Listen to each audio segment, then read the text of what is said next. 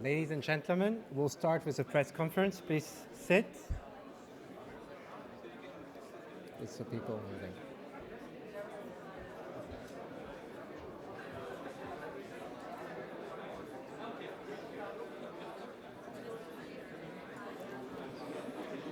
All right. Please, we'll start with the press conference. So we'll ask you to sit and to take your seats, please. Ladies and gentlemen.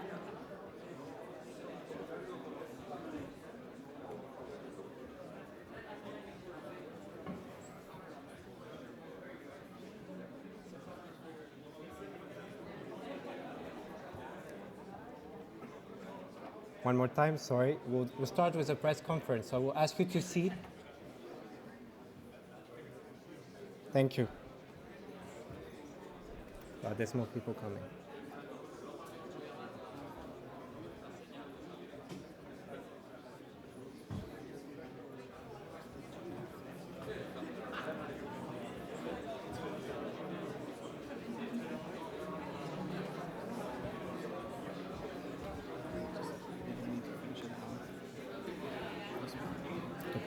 The press conference.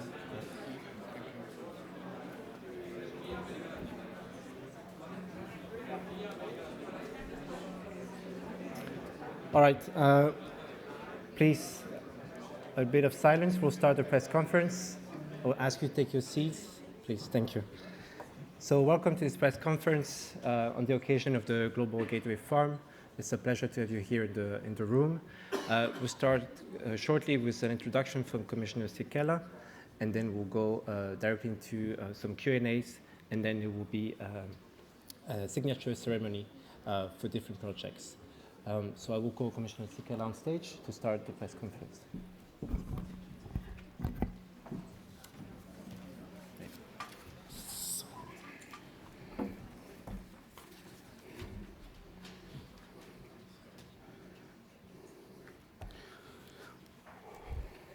Well, good afternoon, ladies and gentlemen, and thank you for attending today's press conference and to listening to my very, very, very long speech. No. The Global Gateway Forum is the culmination of months of work and field engagement. Since taking office, I have visited 25 partner countries across Africa, Asia, the Pacific, and Latin America, meeting political leaders, businesses, and communities. And most importantly, I have seen Global Gateway in action, learning what works and identifying what must be improved. My vision for the next steps is clear. I want Global Gateway to be a geopolitical tool that ensures our external action reinforces our internal objectives. At this forum, we can see that it is possible. The high-level presence and the spirit of cooperation in every hallway and meeting room confirm what I have witnessed on my missions. The demand for Europe in the world is strong and is increasing. Europe is recognized as a reliable partner that builds fair and mutual beneficial cooperation. This forum demonstrates the power of Europe's offer. There are more than 1,200 participants, 12 heads of state, more than 70 ministers, and over 150 senior representatives of European companies have gathered here in Brussels to strengthen their partnership with Europe.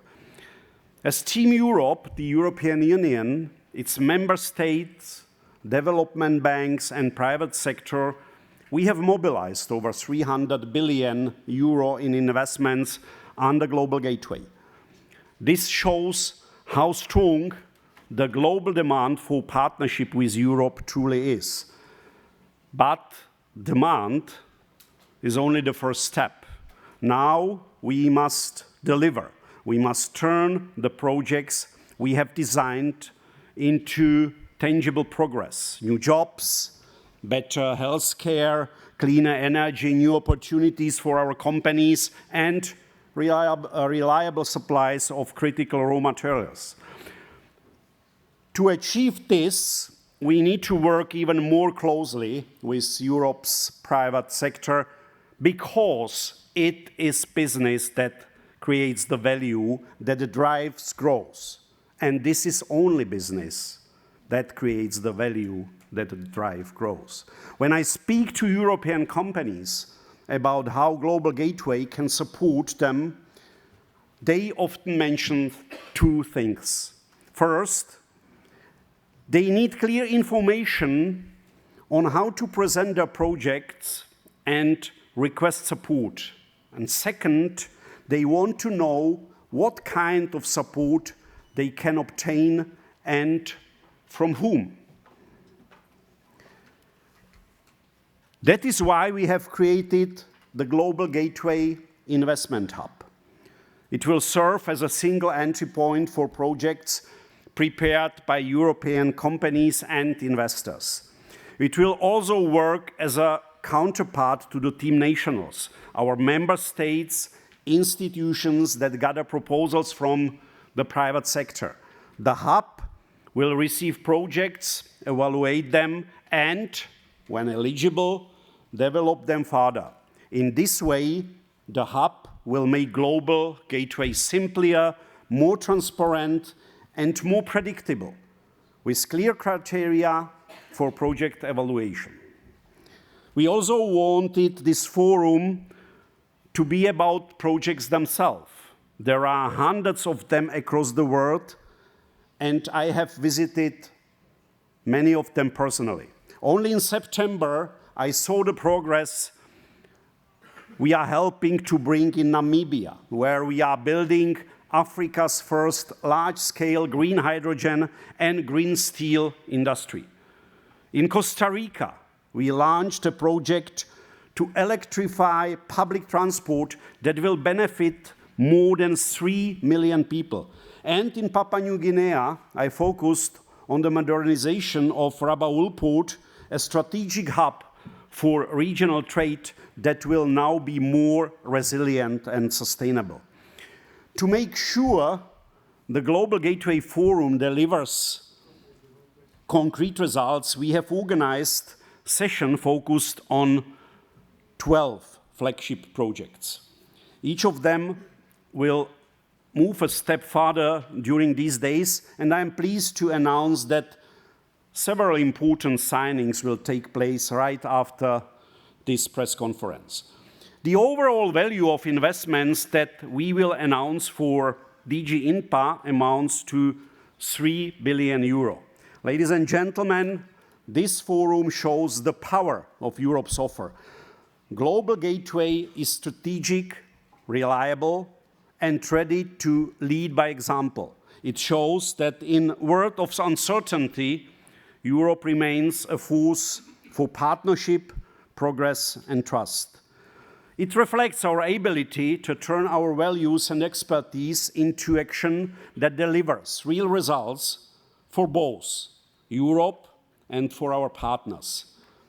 When we invest abroad, we drive development, strengthen stability, create opportunities, and reinforce our own competitiveness and security at home. So, thank you very much for your attention, and I am now ready to take your questions if you have any.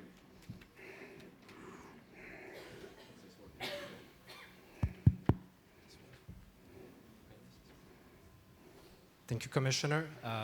We'll now start the Q&A session. So before you ask a question, I would ask you to say your name and the media outlet you work for, and then we'll take your question. Do we have any questions in the room? I don't see. There's one here. Yeah. will you give the mic?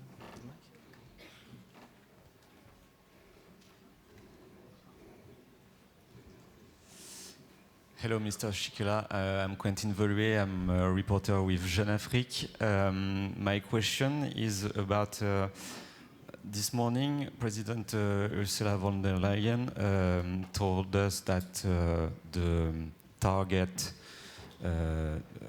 of 300 billions of dollars of euros, sorry, of investment for the Global Gateway have been over-targeted.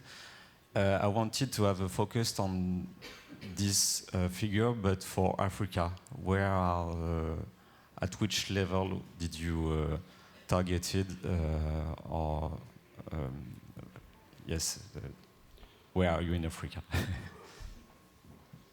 Yeah, as already announced, we basically reached our target till 27 already now, so 300 billion plus 306.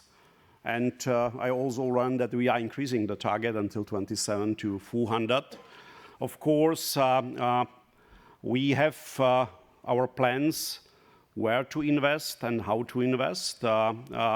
So basically, the half of the amount was preliminary intended to be invested in Africa, and we are also fine with fulfilling this target.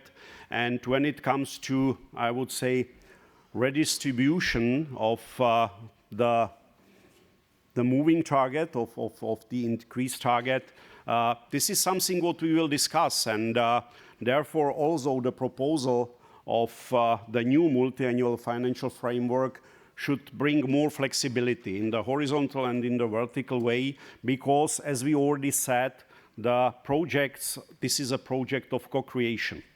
So this is a basically joint effort of us, of the Commission, of the member states with our partner states to identify the best investment opportunities with the largest impact, mainly for our partner countries. So, but we understand our priorities, and we will basically adjust the increased target based on these priorities.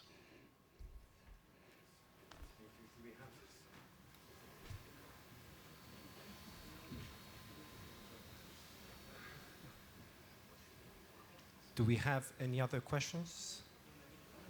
Yeah, over here.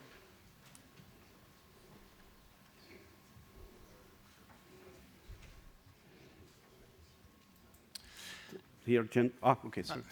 Hello. Olivier van Beemen for Follow the Money. What do you consider your single biggest success story within Global Gateway on the African continent? Well, you know, this is the question from which perspective you see it. Yeah? We have small results with a huge impact for people. The off-grid electrification of the simple houses in Namibia, I think the impact for the community there is huge.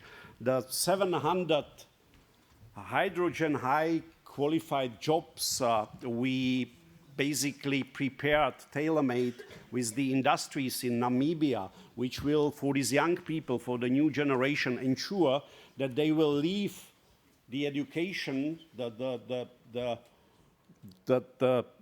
mining university or technological university, and they will go directly to the companies, basically to practice what they learned. I think this is a very positive message for them and for the future. Nachtigal, the hydropower electro station supplying more than 10 million people in Cameroon with a clean energy. Digital center of the most modern generation in Mauritania. I think the message for the beautiful country of Costa Rica, that we will basically electrify the public transport, not only in the capital, but also train connection between the cities in the country where basically traffic is an issue, is also a very positive one. But there are Rogun in Central Asia, the biggest the biggest hydropower electrostation, or the tallest dam, 380 meter, basically with high quality European technologies, is also a game changer for the electrification and also for the water management in the whole region.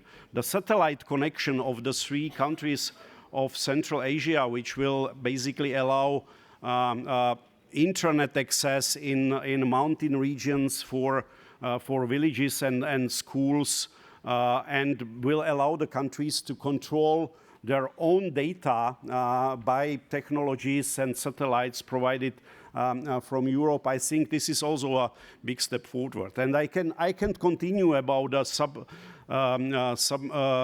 submarine digital cables connecting the continents, or about the green corridor, which should connect the Lake Kivu area and capital of Kinshasa with production of sustainable agriculture by protecting the biggest rainforest part of this planet in the Virunga region.